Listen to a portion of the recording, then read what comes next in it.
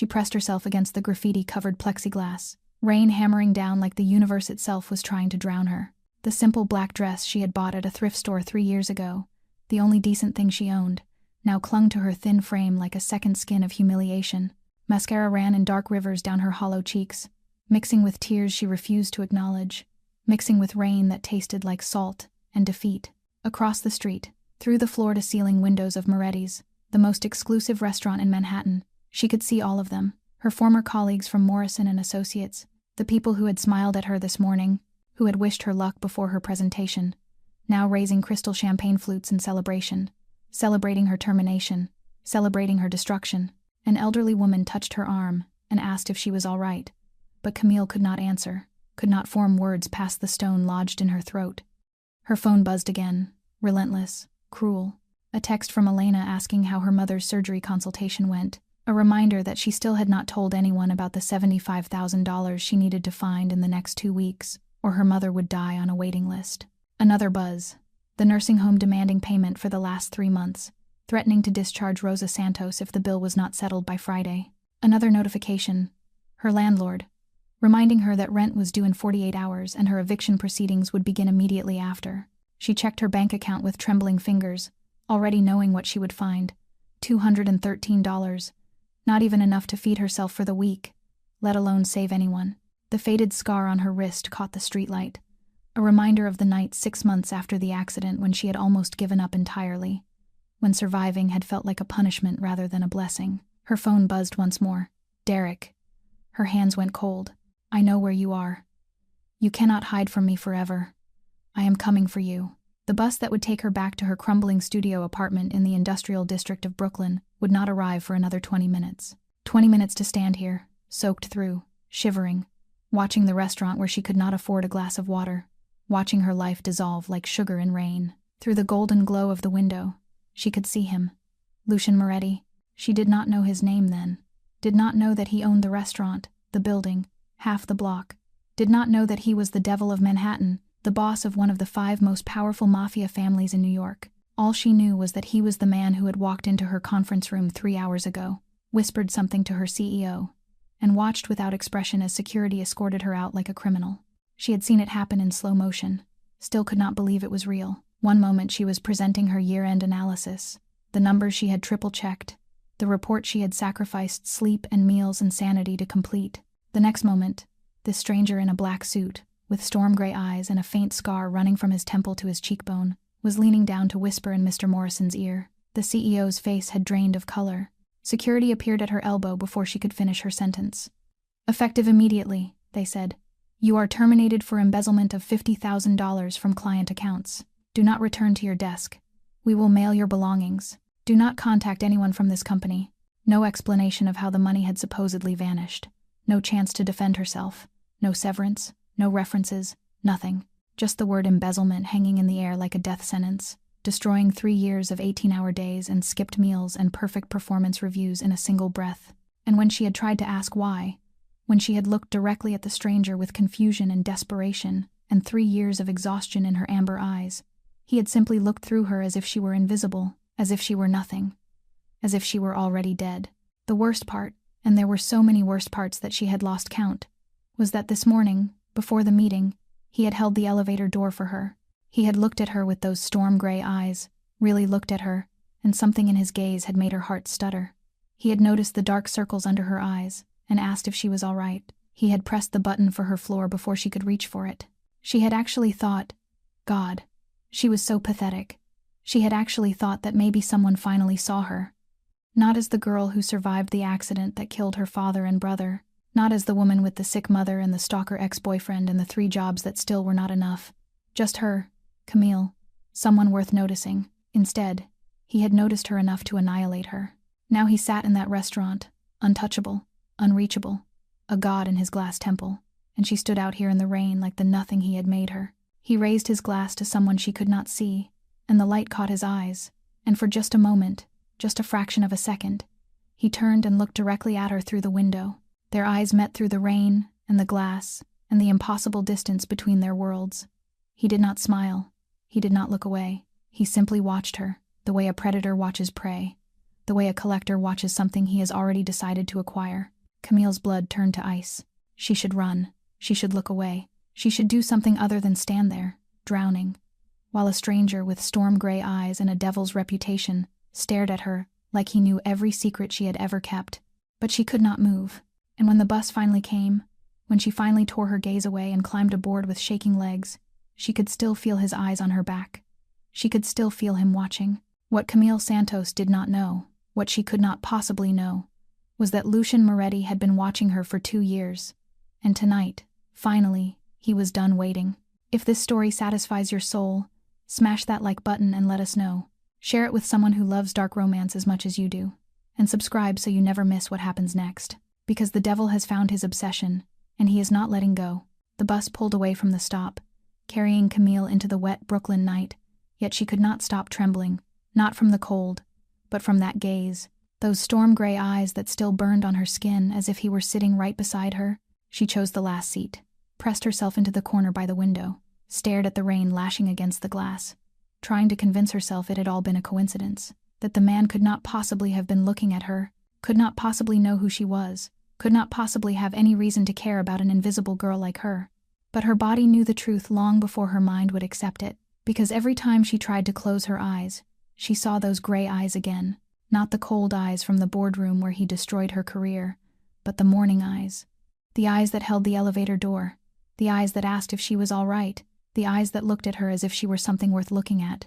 She remembered that morning, only 12 hours ago, and yet it felt like a lifetime. When she stepped into the elevator at Morrison & Associates with heels worn thin and a report she had checked 5 times in her bag, and he was there, the tall man in a black suit worth more than her entire yearly salary. A faint scar running from his temple to his cheekbone like a story she wanted to know but did not dare ask about. He had put out his hand to stop the doors from closing, had looked at her with those gray eyes, and she had felt as if she had been struck by lightning, as if she had forgotten how to breathe, as if she had been truly seen for the first time in 3 years since the accident that took her father and her brother. He had said something, his voice low like distant thunder, asking if she was all right because she looked tired, and she had stammered some foolish answer, and he had smiled, just slightly, the corner of his mouth lifting, and her heart had betrayed her by beating wildly like a foolish girl who still believed in fairy tales. Now she understood. That smile was not concern but enjoyment. The way a cat smiles at a mouse before it strikes. He had known, from that very morning. He had known she would be fired. Perhaps he himself had arranged it. And still he had held the elevator door. Still he had asked if she was all right. Still he had looked at her in a way that made her believe she was special. Monster, she thought. He is a monster. But why would a monster care about prey as small as her? The bus stopped at another station. A few people boarded, and Camille felt the strange sensation of being watched. She turned around, saw nothing but the tired faces of late-night commuters. Yet the feeling did not fade. It clung to her bones like a parasite, whispering that she was being followed, that someone out there knew where she was, knew where she was going, knew every step she took. She shook her head, told herself she was imagining things because she was too tired, too afraid. Too much had crashed down on her in a single day. She did not know, could not possibly know, that 3 cars behind, a black Mercedes was silently tailing the bus, that inside it Lucien Moretti was staring at his phone, displaying her GPS location in real time, that he had done this every night for 2 years, following her from the office to her apartment, from her apartment to the bar where she worked the night shift, from the bar to the nursing home where her mother lay, that he knew how many days a week she ate instant noodles, knew she cried in the bathroom when she thought no one could hear, knew about the scar on her wrist from the night she nearly gave up. Lucien Moretti had watched Camille Santos for 2 years, not like a stalker, but like a man waiting for the right moment to step into her life and never leave. And tonight, as he watched her standing in the rain with amber eyes full of desperation and pride that refused to bend, he knew that moment had arrived. The devil of Manhattan had found the one thing he wanted to possess, and he would not allow anything, anyone, not even her herself, to stop him. The bus stopped at the final terminal of the route, and Camille stepped down into the Brooklyn night with legs gone numb and a heart heavy as stone. The rain had eased, but the air remained damp and cold, clinging to her skin like ghostly fingers that refused to let go. She walked 3 blocks to her apartment building, an aging structure from the era of industrialization converted into housing for those who could not afford to live anywhere better. Cracked brick walls, stairwells with burned-out lights, and the stale mixture of mold and cheap cigarettes seeping into every corner. She climbed 4 flights of stairs because the elevator had been broken for 3 months, and no one bothered to fix it. Each step weighted as if she were carrying the entire world. And when she opened the door to her tiny studio apartment, she did not turn on the light right away. She simply stood there in the darkness, listening to her own heartbeat and wondering why it was still beating when everything else had collapsed. The apartment was so small she could stand in the middle and touch both the bed and the stove, the furniture all second-hand, scavenged from sidewalks or bought at flea markets. Yet she had tried to keep it clean and orderly. As a way of proving to herself that she still controlled something in her life, she peeled off the soaked black dress and tossed it into a corner, then stepped into the cramped bathroom, barely large enough for one person, turned the faucet, and realized the hot water had been shut off since the week before because she had not paid the bill. She stepped under the freezing stream anyway, letting it run over her body, letting it wash away mascara and tears and rain, letting it numb her enough that she could no longer feel the pain crushing her chest. When she emerged, her lips were blue and her hands shook uncontrollably. She pulled on an old pajama top worn thin at the shoulders and went to the kitchenette, opened the cabinet, and saw exactly what she expected. 1 last packet of noodles, 1 egg, and a bottle of filtered water. She cooked in silence, did not turn on the television or music, only the sound of boiling water and her own breathing filling the room. Then she sat on the plastic chair by the window, ate dinner in the dark, stared out into the Brooklyn night, and thought about her mother. She picked up her phone and dialed Elena, her only remaining close friend, the nurse caring for her mother at the nursing home. Elena answered after 3 rings, her voice tired but warm, asking if Camille was all right, asking how the presentation had gone. And Camille lied, said everything was fine, said she would have money soon, said not to worry. While inside, she was breaking apart piece by piece. Elena said her mother seemed more alert today, that she had moved her fingers when Elena read Camille's letter, that she was still fighting, still waiting for her daughter. Camille ended the call and cried, silent tears falling into the bowl of noodles now gone cold. And in the darkness of the wretched apartment, memory surged like a tidal wave she could not stop. 3 years earlier, on a rainy night just like this one, she had been driving her father and her younger brother Miguel home after her mother's birthday dinner. Her father in the passenger seat telling jokes, Miguel in the back teasing her about still not having a boyfriend. And Camille had laughed, had been happy, had not seen the truck speeding through the intersection until it was too late. She remembered the horrific impact, the sensation of the car spinning, her father calling her name. She remembered gunshots she could not understand in a car accident, remembered seeing Miguel collapse in the back seat with blood on his chest, remembered reaching for her father and grasping only empty air, before darkness swallowed her whole. She woke in the hospital 3 days later with broken ribs and a cut on her forehead, and they told her father and Miguel were dead. An accident, they said. She was lucky to survive, they said. But Camille knew the truth. She knew she had killed them. She was the one driving. She was the one who did not see the truck. She was the one who should have died instead of them. Her mother suffered a stroke upon hearing the news. Lost the ability to speak. Has been bedridden ever since. And Camille lives every day with the knowledge that she destroyed her family in a single careless moment. She looked down at the faint scar on her wrist and remembered the night 6 months after the accident, when she held a knife and thought ending it would be easier than continuing. But she could not do it, not because she wanted to live, but because her mother still needed her, because who would pay the medical bills if she died, because even death was a luxury she could not afford. Camille set the bowl aside, no longer hungry, only hollow, and wondered how much longer it would be before she finally broke completely. Her phone vibrated once more, and Camille knew who it was before she looked at the screen, because her body had learned fear long before her mind could react.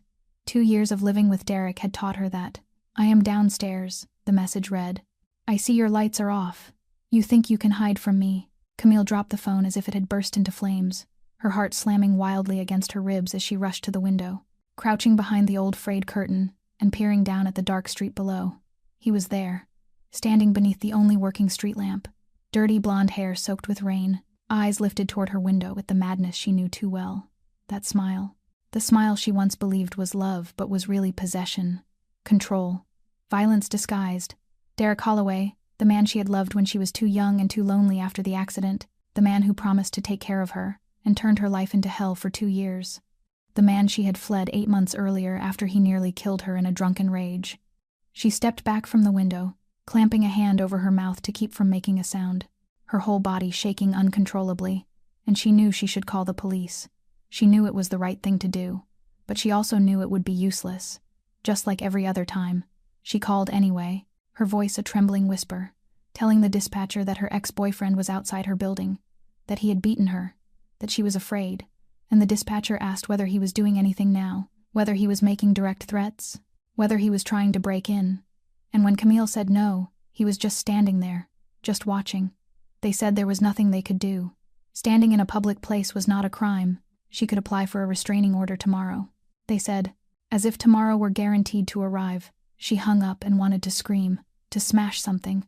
But she did not dare. She only curled up in the darkness, hugging her knees, staring through the gap in the curtain at the monster, waiting for her like a patient predator.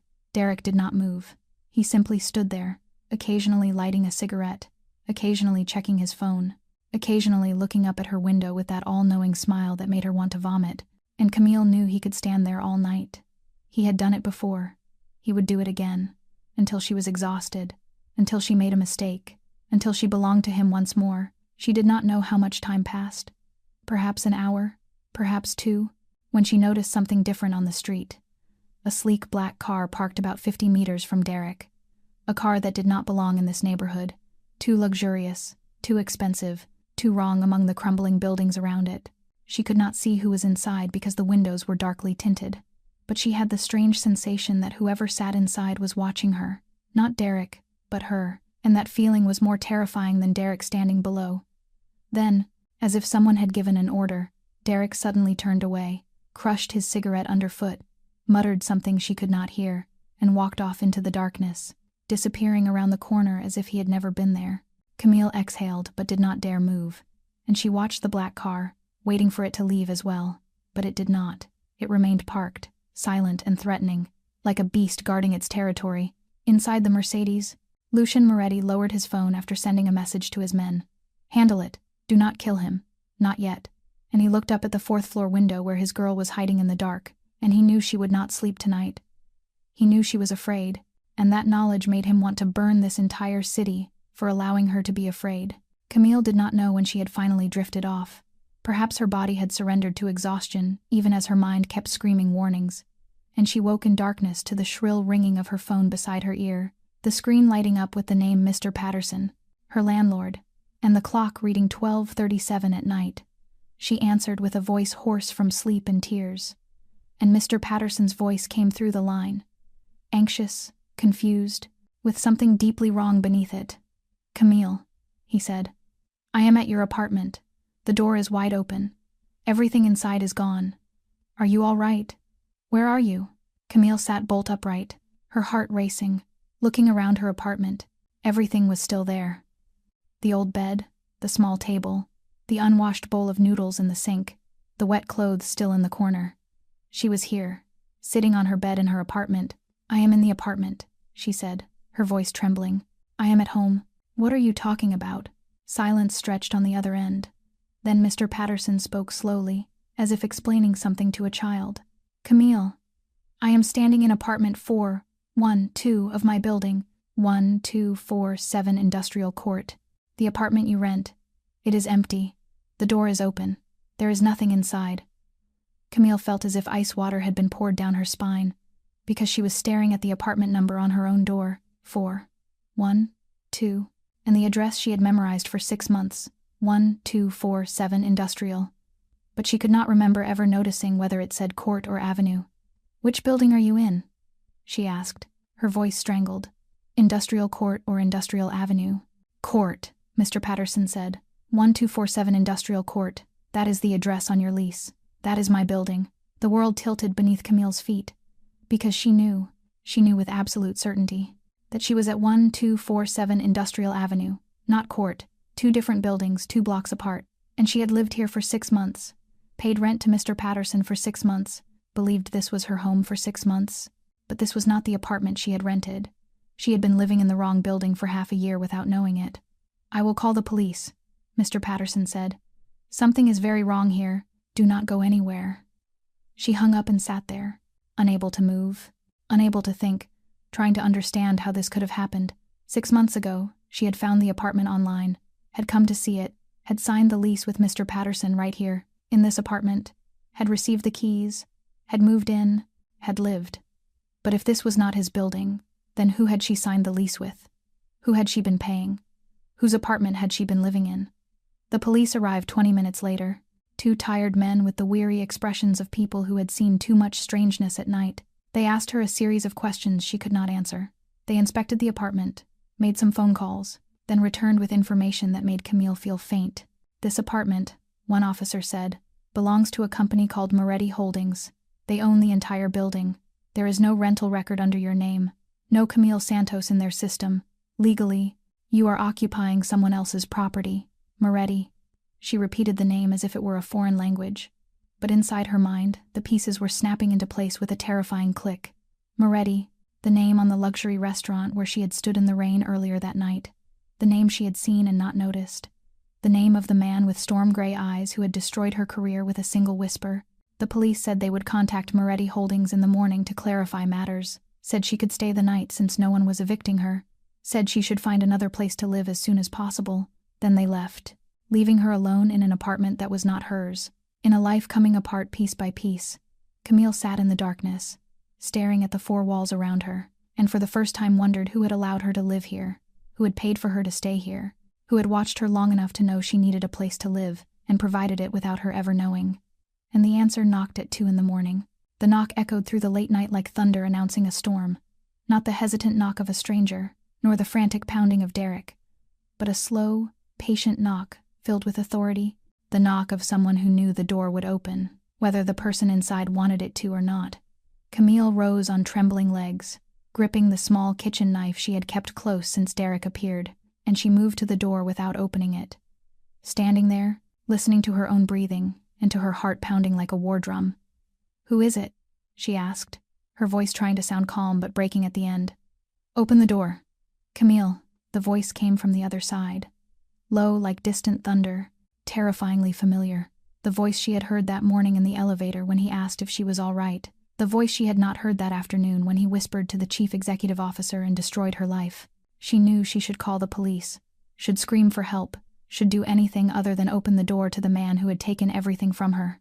But there was something in his voice, not a threat, not a demand, but almost a promise, that made her hand reach for the lock before her mind could stop it. The door opened, and Lucien Moretti stood there, as tall as she remembered, still in the black suit from the restaurant, the faint scar on his perfect face like a warning, storm-gray eyes fixed on her with an intensity that made her want to step back and forward at the same time. Behind him stood 2 large men in black suits, obvious bodyguards, but they did not enter, only remained on either side of the hallway like guarding statues. Lucien crossed the threshold without being invited, without needing permission, as if the apartment belonged to him, and Camille felt a chill run down her spine as she realized that it did. She backed away, the knife raised between them, and he looked at it with something close to amusement, the corner of his mouth lifting slightly in the dark. "Are you going to stab me, Camille?" he asked, and the way he said her name, slowly, savoring each syllable, made her shiver for reasons she did not want to admit. "Why are you here?" she asked, her voice harder than she felt.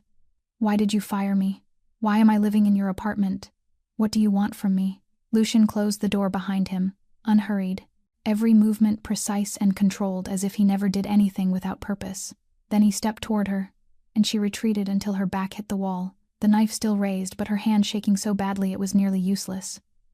He stopped 1 step away, close enough for her to smell expensive cologne and something else, something dangerous, and he looked down at her with storm-gray eyes that seemed to read every secret she had ever hidden. "I know everything about you," he said, his voice low and intimate as if they were sharing a secret. "I know you work 3 jobs and still cannot afford your mother's medical bills. I know you eat instant noodles 5 days a week to save money. I know Derek Holloway beat you for 2 years, and you have not fully healed. I know you have a scar on your wrist from the night you almost gave up 6 months after the accident." Camille felt as if he had stripped her bare, not of her clothes, but of something far worse, her soul, the parts of herself she hid from the world. He knew it all. He had seen it all. "How?" she whispered. "How do you know those things? Why do you know those things?" Lucien tilted his head, studying her as if she were a puzzle he had solved long ago, but still enjoyed contemplating. "Because I have been watching you for 2 years. Camille Santos," he said. "Because you belong to me, and it is time for you to know it." Camille stared at him as if he had grown a second head, her mind struggling to process what he had just said and refusing to accept it. 2 years. He had watched her for 2 years. He spoke of her belonging to him as if she were an object he could own. "You are insane," she said, her voice rising higher than she intended. "You are a pervert. I am calling the police." Lucian did not react to her anger. He simply slipped a hand inside his suit jacket and drew out a thick brown folder, heavy enough to look like it contained someone's entire life, and he placed it on the small table by the window with the care of a man presenting something precious. "Open it," he said. "Not a request, but a challenge. Open it and tell me whether I am insane or whether I am the only person in this world who has truly seen you." Camille did not want to open it, did not want to know. But her hand betrayed her, reaching for the folder and flipping it open. And what she saw made the knife slip from her fingers and hit the floor with a cold metallic clang. Photographs of her, hundreds of them. Her walking to work, serving drinks at the bar, sitting by her mother's bed in the nursing home, crying alone on a park bench at 3 a.m. when she thought no one was watching.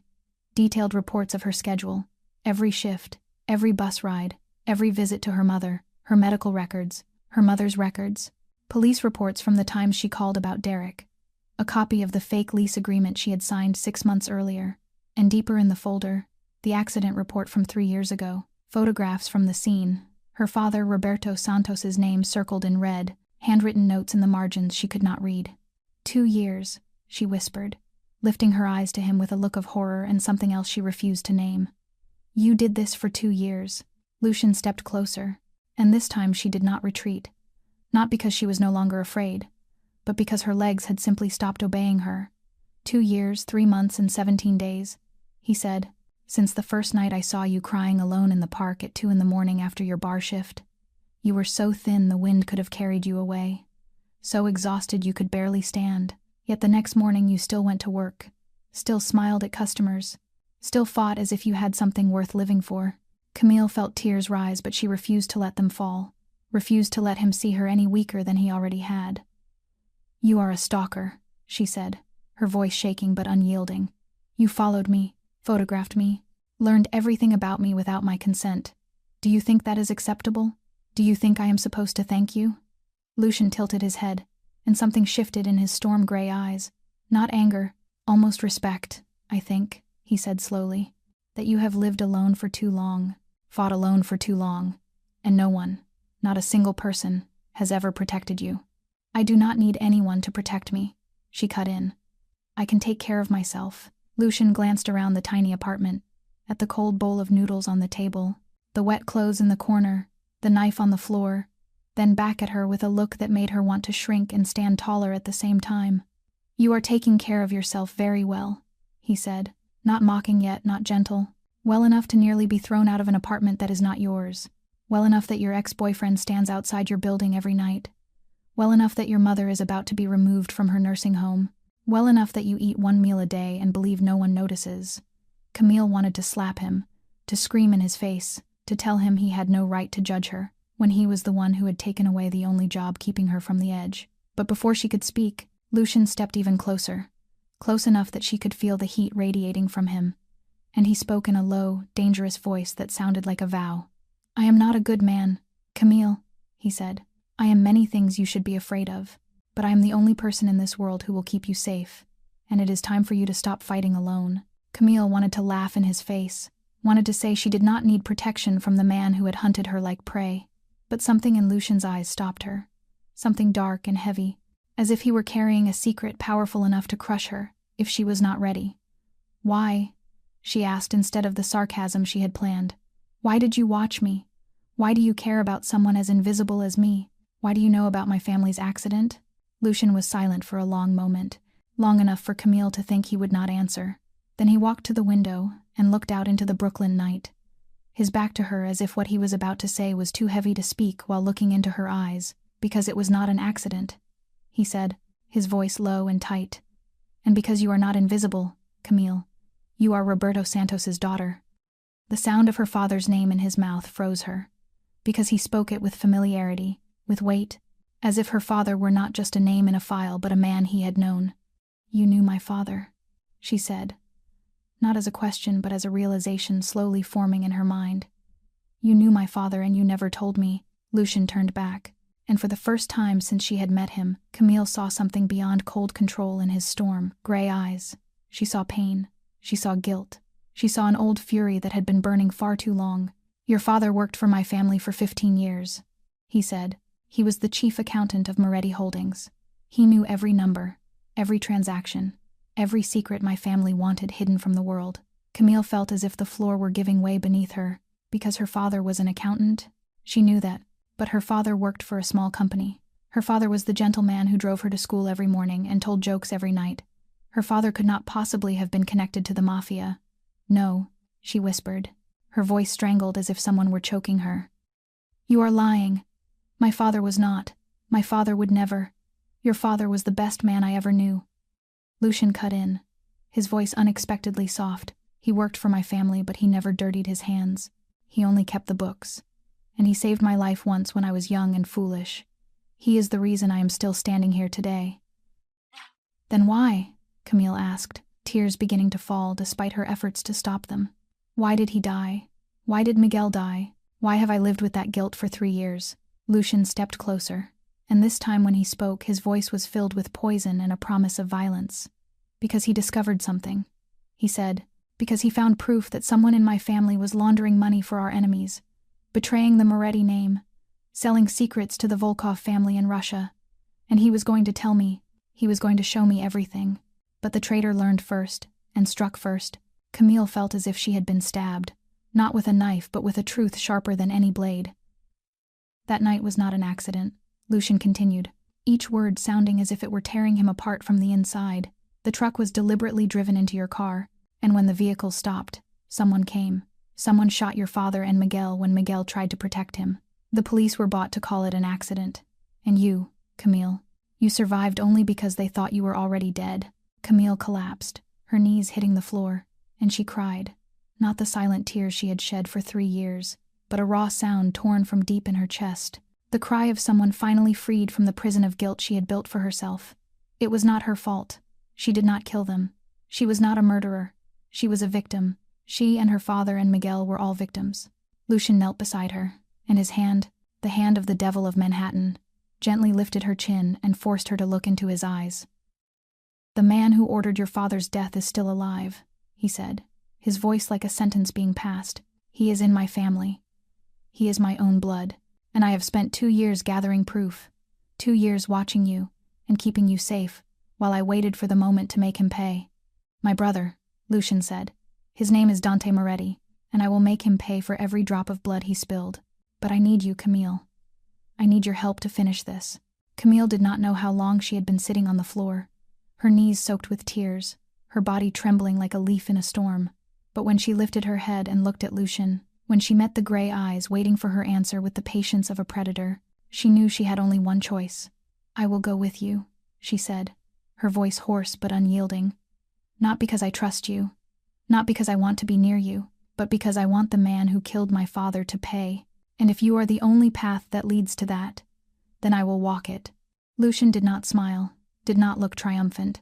He only nodded as if this were the answer he had known from the beginning. Then he stood and held out his hand, and Camille stared at it for a long moment before placing her own in his, letting him pull her to her feet with a strength that nearly sent her crashing into his chest. "You do not need to bring anything," he said when she glanced around the apartment. "Everything you need will be provided." And those words, that absolute certainty that he could give her everything, made her want to slap him, even as she realized she truly had nothing worth taking. Her entire life could fit into a single bag with room to spare. They left the apartment in silence, the 2 bodyguards following like shadows, and when Camille stepped into the black Mercedes waiting outside, she realized it was the same car that had sat motionless on the street while Derek stood beneath her window, the same car that had followed her home, the same car that had been part of her life without her ever knowing. Manhattan at night slid past the windows like a dream woven of neon light and shadow, and Camille watched the city change as they moved from the industrial blocks of Brooklyn to the towering skyscrapers of the center. From the world of people like her to the world of people like him, the car stopped before a soaring glass tower she had seen in magazines. Moretti Tower, a symbol of power and wealth she had never imagined she would enter. A private elevator carried them to the top floor, and when the doors opened, Camille stepped into an entirely different world, a penthouse spanning the entire level. High ceilings and floor-to-ceiling windows, revealing Manhattan glittering below. Furniture she knew was worth more than 10 years of her salary, artwork on the walls she had only ever seen in books, and never expected to see in person. "This is your home now," Lucian said, as casually as if commenting on the weather. "Your room is at the end of the hall on the right.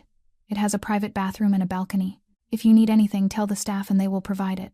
Camille stood in the middle of the lavish penthouse, still in her old black dress, now dry but wrinkled, her hair a mess, her eyes swollen from crying, and she had never felt more out of place in her life.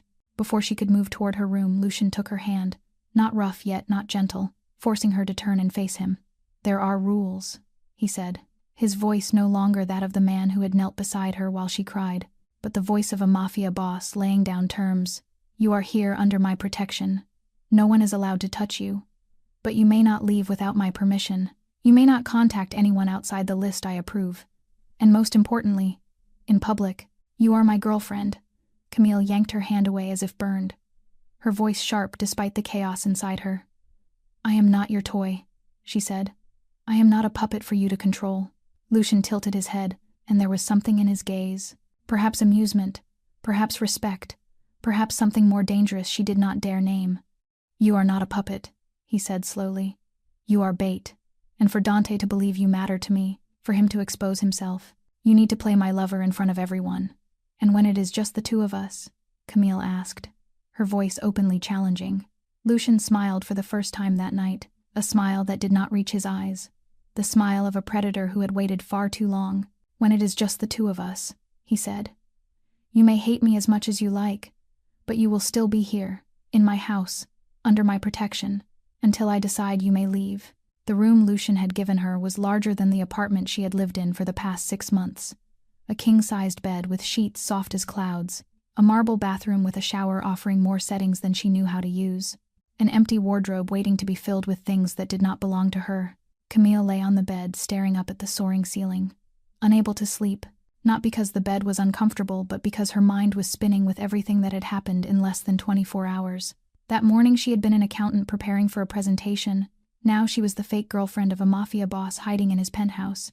The clock on the wall read 3 in the morning when she gave up trying to sleep, slid out of bed and wrapped herself in the silk robe someone had left in the bathroom, then opened the door and stepped into the hallway, curious about the place where she was being kept. If $1 million penthouse could even be called a prison, the apartment was silent as a tomb, broken only by the sound of her bare feet on the expensive wood floor and the pounding of her heart. She passed the living room with abstract paintings and sculptures she did not understand, past the dining room with a table long enough to seat 20 people, past another corridor that led to a partially open door with warm light spilling out. She should have turned back. She knew that. But her feet carried her toward the light, and when she pushed the door open wider, she saw Lucian sitting in a room filled with books and files, a glass of amber liquor in his hand, and spread out on the table before him were dozens of photographs of her, the ones from the folder he had shown her earlier, but more of them, more intimate, more personal. She should have been afraid. She knew that. But instead she stepped inside and said, "Are you not sleeping?" Her voice rang through the silence like a bell. Lucian did not flinch, as if he had known she was there all along. He only lifted his gaze to her with gray eyes more tired than she had ever seen, and said, "I do not sleep much. Nightmares do not allow it." Camille moved closer, looking at the photographs on the table, pictures of her smiling at customers in the bar, crying beside her mother's bed, walking through the rain with narrow shoulders. And she asked, "Why do you look at these? Why are you obsessed with me like this?" Lucian set the glass down, and instead of answering, he asked, "Do you know how my father died?"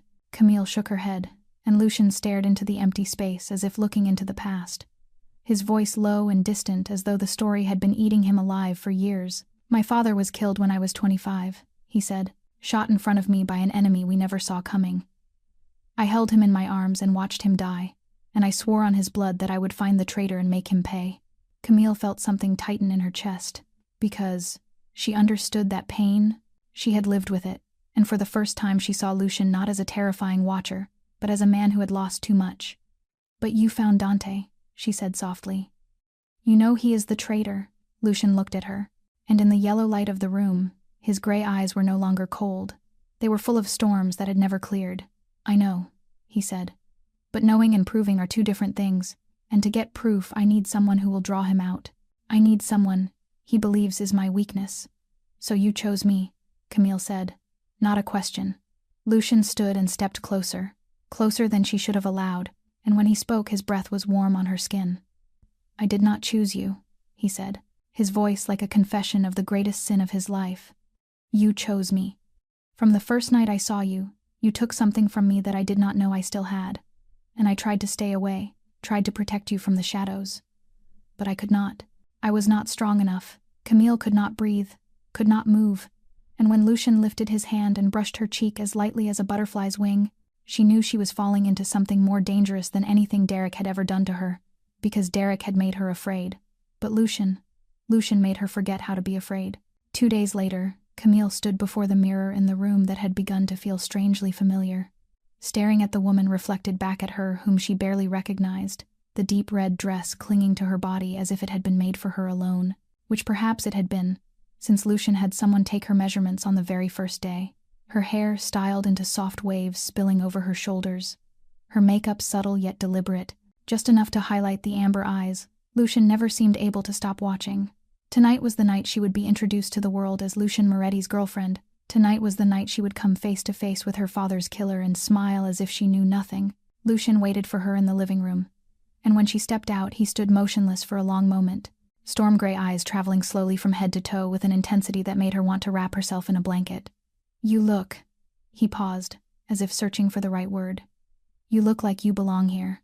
Camille did not know whether that was a compliment or a warning, but she had no time to dwell on it because Lucian placed a hand on the small of her back and guided her toward the door, the warmth of his palm seeping through the thin fabric, as if nothing stood between them. "Moretti's is reserved tonight for a family dinner," Lucian explained as they walked. "You will meet Dante.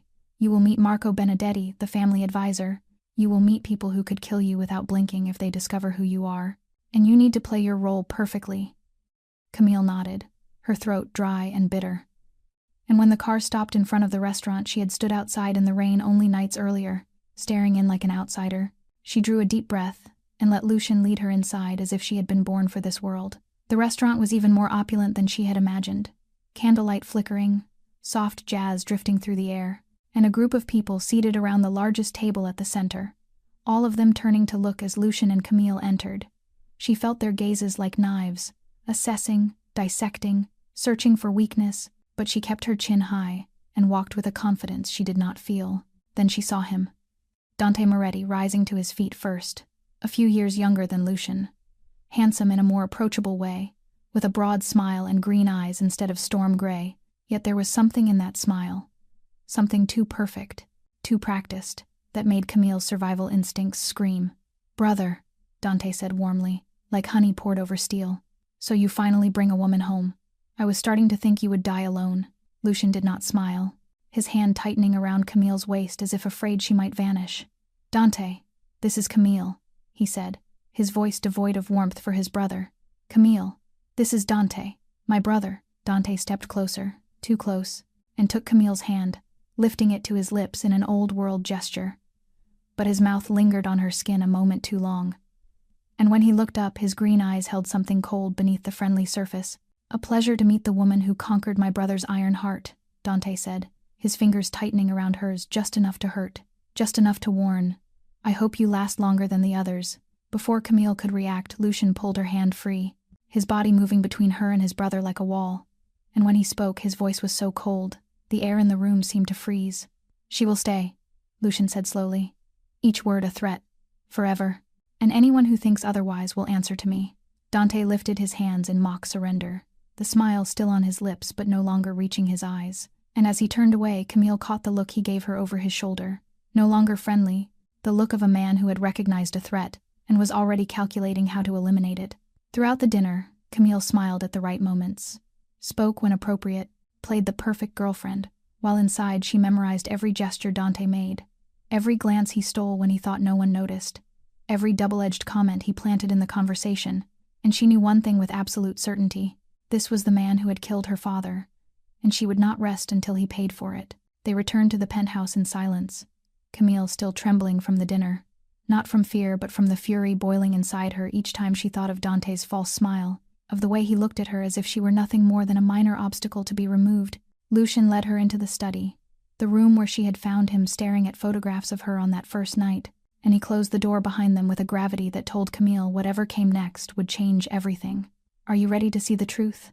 Lucian asked, his voice no longer that of a Mafia boss but softer, more worried, as if he feared what she would feel more than the enemy outside. "I have been ready for 3 years," Camille said, her voice hard as steel, though she was breaking apart inside.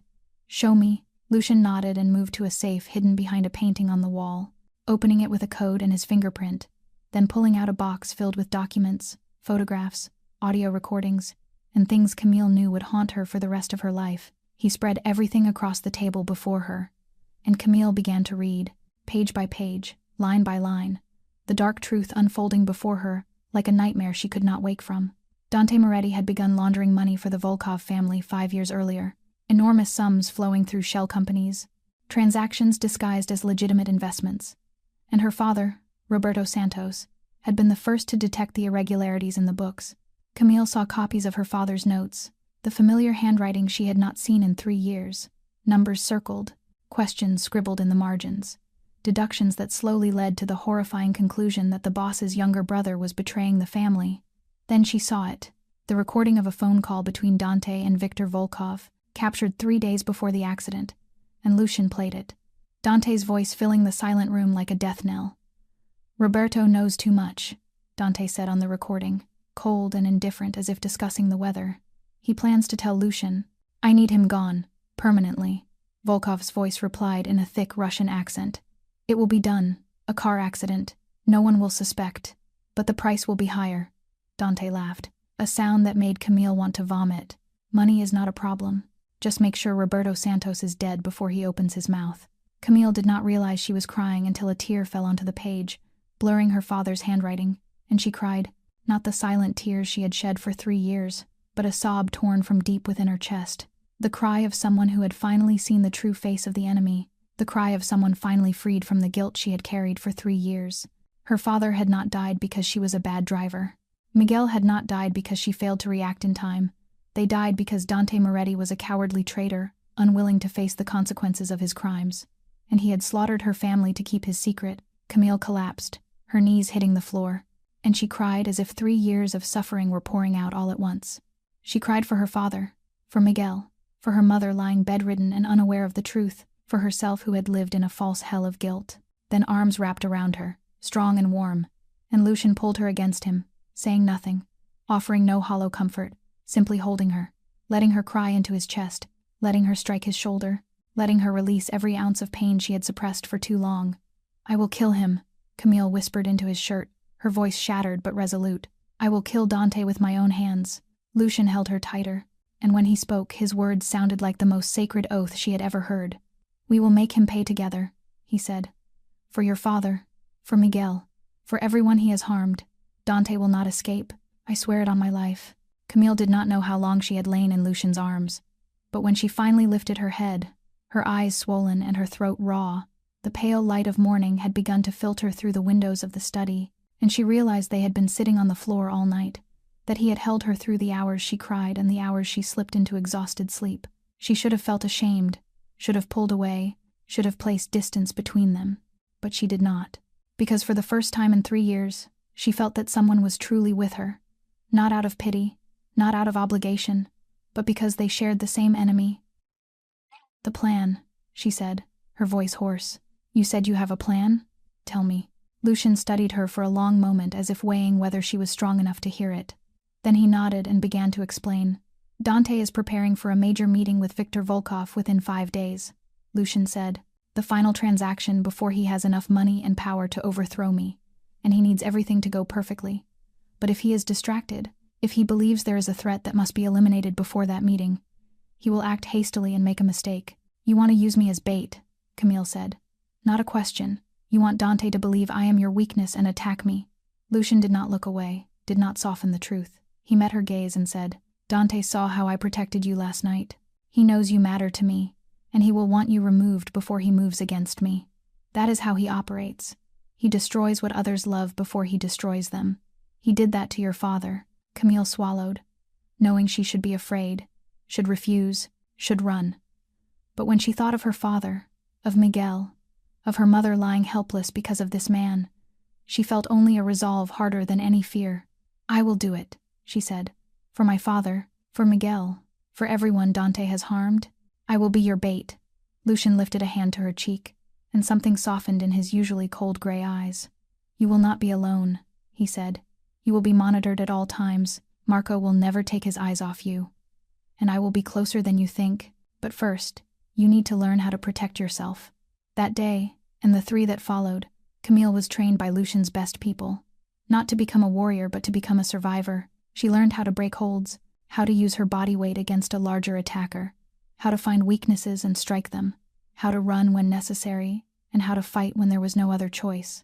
Her body ached every night, bruised and exhausted. But she did not complain, because every skill she learned brought her one step closer to justice for her family. And every night, after the training ended, Lucian waited for her in the study, saying little, simply sitting with her, sometimes reading, sometimes reviewing files, but always there, as if her presence was something he needed as much as she needed his protection.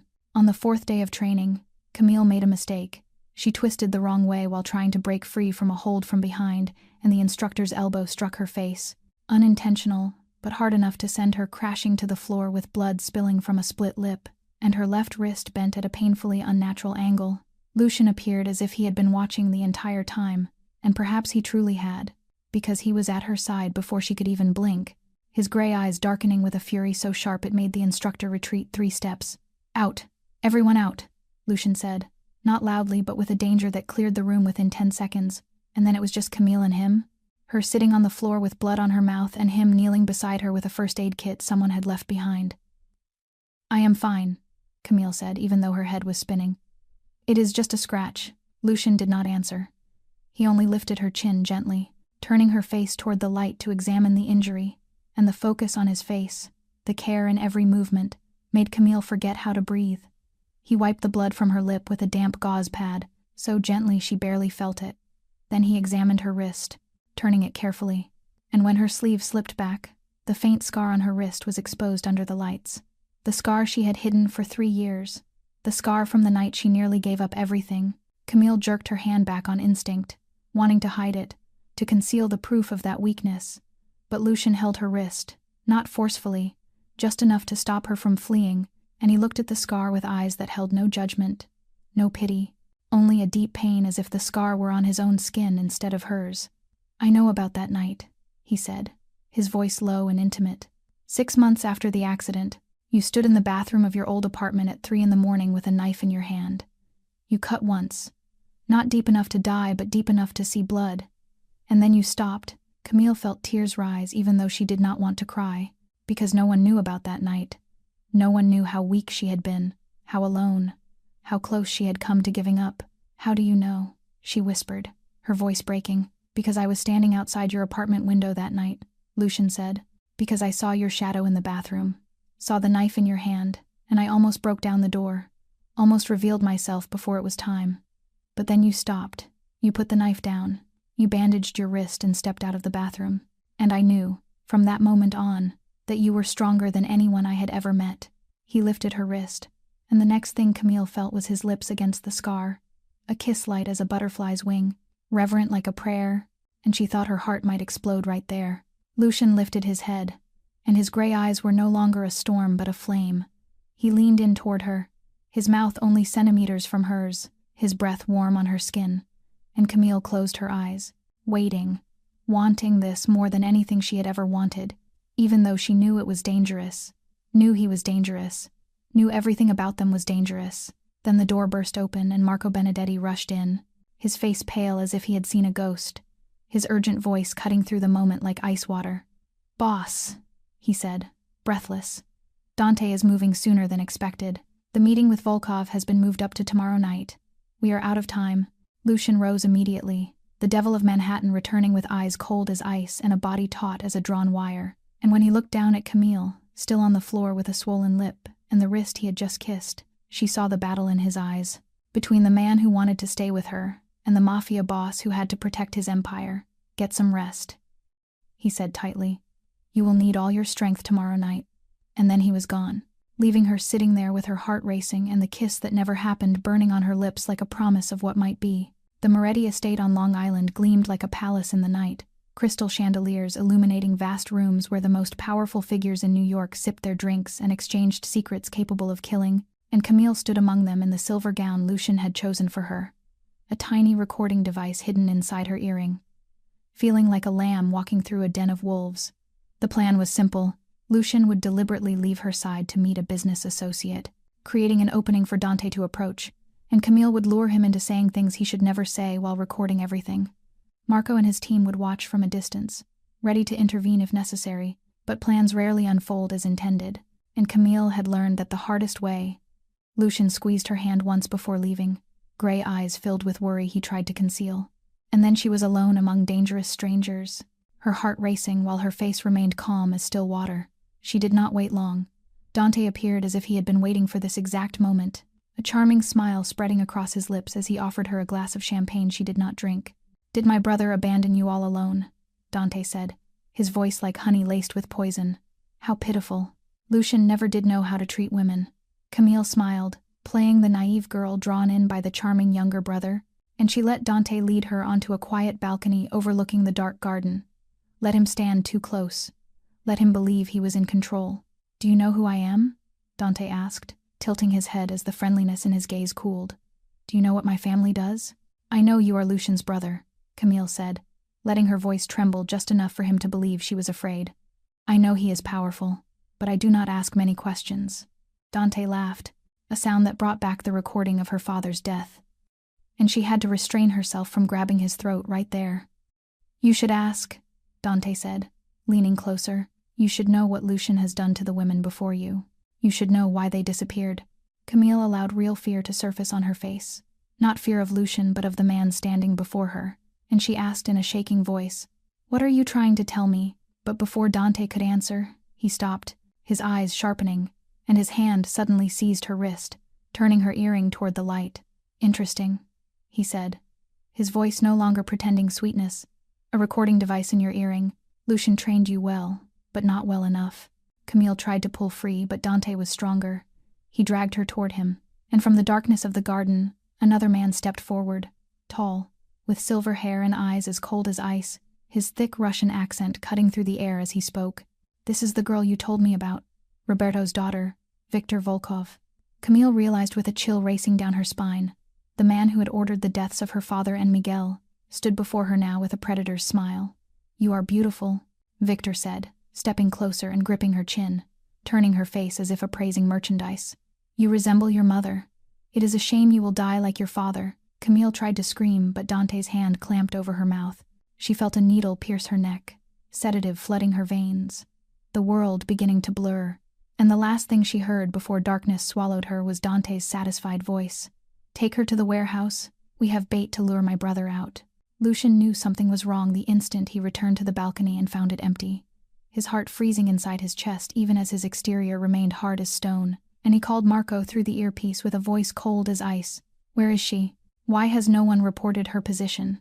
There was silence on the line. Then Marco's voice came back unsteady. "The signal from the recording device dropped about 5 minutes ago. We are searching. We do not know where she is." Lucian's world went red, and what followed would become legend in the New York underworld for years to come. The night the Devil of Manhattan lost control, he tore down the stairs like a storm, burst into the security room, and seized the head guard by the throat, slamming his head into the wall once, twice, 3 times, blood splattering across white tile as Lucian roared, "You let her be taken! You let them take her right under your nose!" No one dared intervene. No one dared speak. They could only watch as their boss turned into the monster they all feared, but had never truly seen. Lucian threw the guard to the floor and turned to the others, his voice no longer human, but the snarl of a predator robbed of its prey. "Find her. Mobilize everyone we have. Contact every source. Tear this city apart if you have to. But find her. And if she has a single scratch, just one, I will burn this world to the ground." While his men scattered to carry out the orders, Lucian stood alone in the room with blood on his hands and a fear he did not know he was still capable of feeling crushing him from the inside. And memory crashed over him like a tidal wave he could not stop. 2 years earlier, on a winter night sharp with cold, he had been driving through Brooklyn after a long meeting when he saw her. A thin girl sitting alone on a park bench at 2 in the morning, head bowed, shoulders trembling, and something in her loneliness made him order the driver to stop. He watched her cry in the darkness, watched her wipe her tears with a frayed sleeve, watched her stand with narrow shoulders and walk away as if carrying the entire world on her back, and he followed her. not knowing why, not understanding why, only knowing she was something he had never seen before. A small flame that refused to go out even as the wind howled from every direction. He investigated her, discovered she was the daughter of Roberto Santos, the man who had saved his life years earlier. Discovered the accident was no accident. Discovered Dante had stolen her family from her, and he swore he would protect her, as Roberto had once protected him. But protection turned into obsession. An obsession into something deeper he never dared name. Now she was gone, taken by the very man who had killed her father, and Lucian did not know if he could survive if she died. His phone vibrated, a message from Dante's number, and Lucian opened it with hands shaking from rage, not fear. "Dear brother," the message read, "I have something that belongs to you. If you want her alive, come alone. The warehouse address in Brooklyn is below. And remember, if I see anyone else, she will die before you can blink."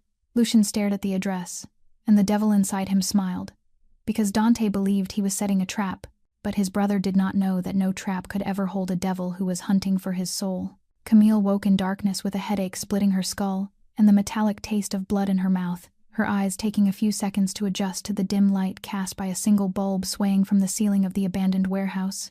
And when she tried to move, she realized her hands were bound behind her with rope pulled so tight her wrists had gone numb. She was seated on a wooden chair in the center of a vast space filled with rusted containers and the sour smell of damp decay. Around her stood roughly 15 guards, some playing cards in a distant corner, others smoking near the entrance, none of them looking at her as if she were a threat. And that was their greatest mistake. Camille did not cry, did not panic, did not call out Lucian's name like a fragile girl waiting to be rescued. 3 years of living in hell had taught her that no one came to save her but herself, and 4 days of training with Lucian's people had taught her how to do exactly that. She recalled the instructor's words. "If you are bound, you have 2 choices: wait or act. And if you choose to act, you must be ready for pain, ready to do what ordinary people never would." Camille closed her eyes and drew a slow breath, and while the guards were distracted, she began rotating her wrists, searching for a weakness in the knot. But the rope was too tight. She could not slip free unless she made her hand smaller. She knew what she had to do. She had been taught this, but knowing and doing were not the same. And when she thought of the pain to come, she nearly gave up. Then she thought of her father, of Miguel, of her mother lying helpless and waiting, of Lucian searching for her somewhere out there, and she knew she had no right to quit.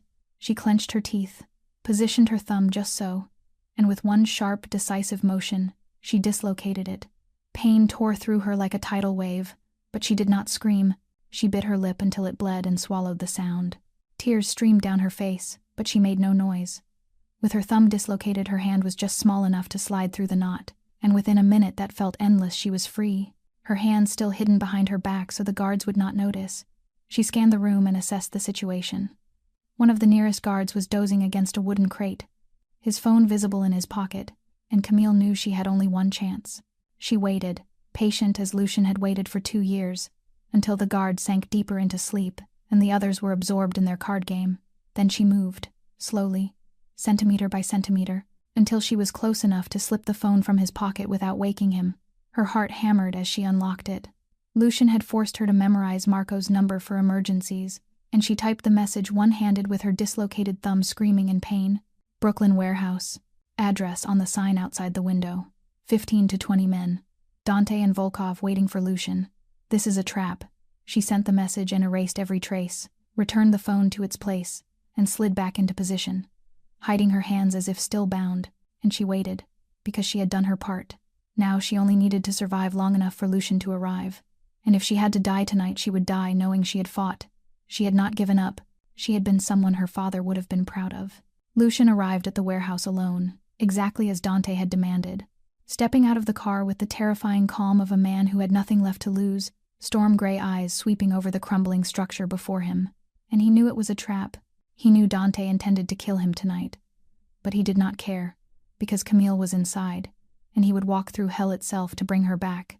The warehouse doors opened, and Dante emerged with a triumphant smile on his face. Victor Volkov, at his side with a gun in hand. And behind them, 20 armed men, aiming their weapons at Lucian from every direction. "Brother," Dante said mockingly. "Thank you for coming. I have been waiting for this moment since our father died. The moment you stand before me and realize you have lost."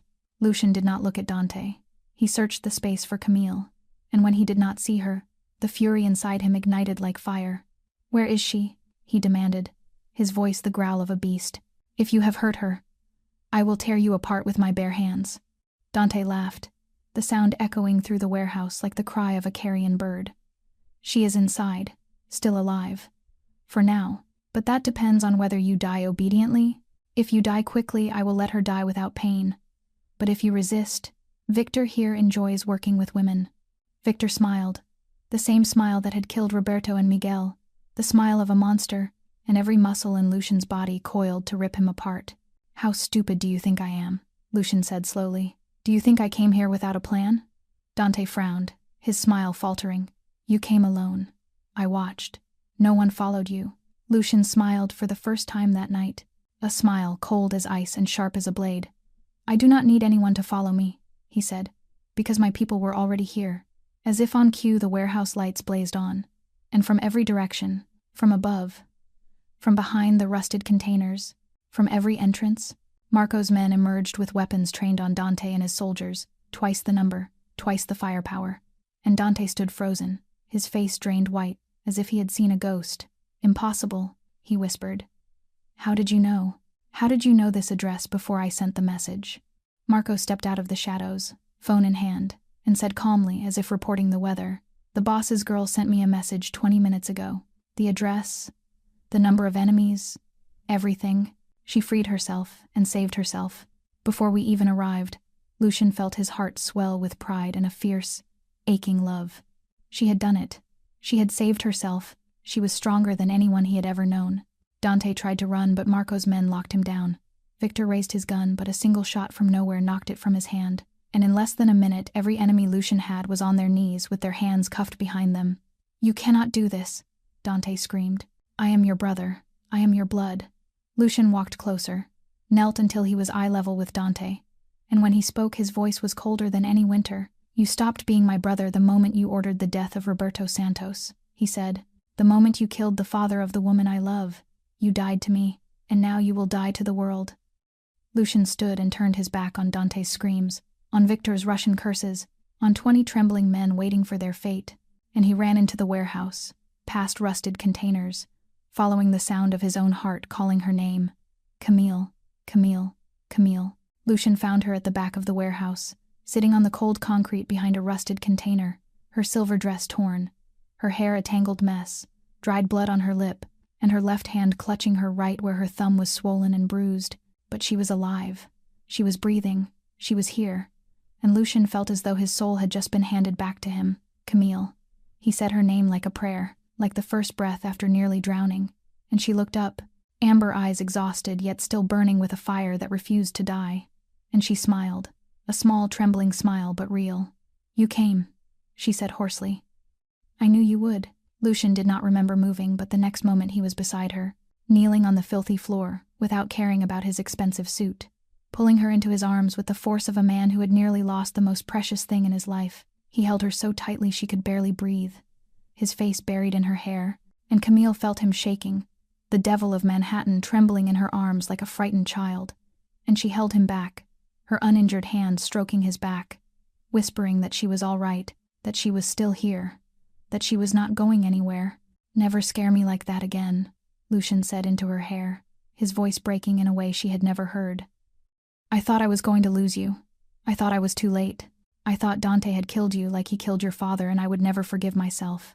Camille pulled back just enough to look into his eyes, and what she saw there was no longer storm or ice, but a vast, turbulent sea of emotions he had hidden for far too long. "I freed myself," she said, a note of pride threaded through the pain. "I sent Marco the message. I did not wait for anyone to save me. You taught me that. You gave me a reason to fight." Lucian looked down at her hands, at the dislocated thumb, and he lifted it to his lips, kissing the injury with a gentleness that made Camille want to cry. "You did this to yourself," he said in awe. "You broke your own bone to get free." "I would do more than that," Camille said, meeting his gaze without flinching. "I would walk through hell if it meant being with you. I do not know when it happened. I do not know when I fell in love with you. But I love you, Lucian. I love the obsessive watcher who protected me from the shadows.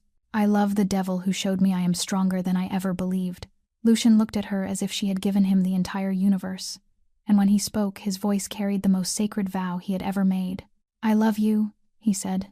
"From the first night I saw you crying alone in the park, from the moment you stood up and kept living while the world tried to crush you.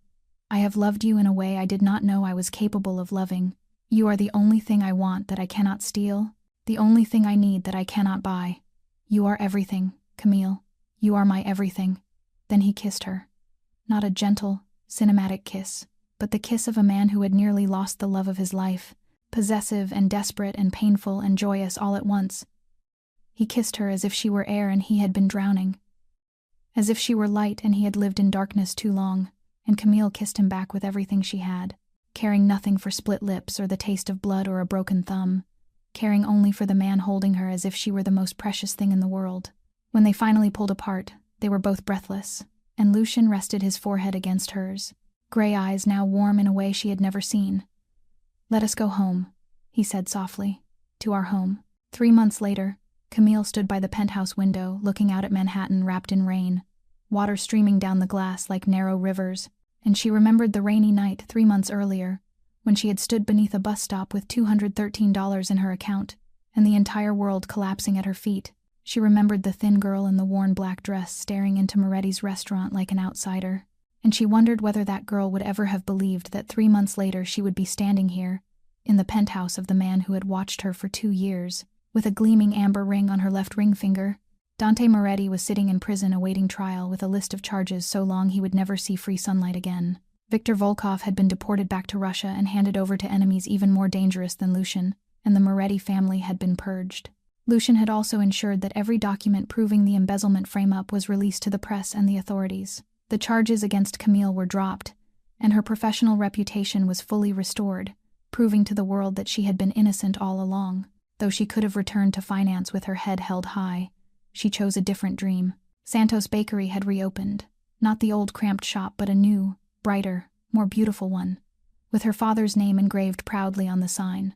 Elena was now the manager, and the bakery was busy every day, not because Lucian forced anyone to come but because the Santos family's bread was genuinely good, genuinely worthy of love.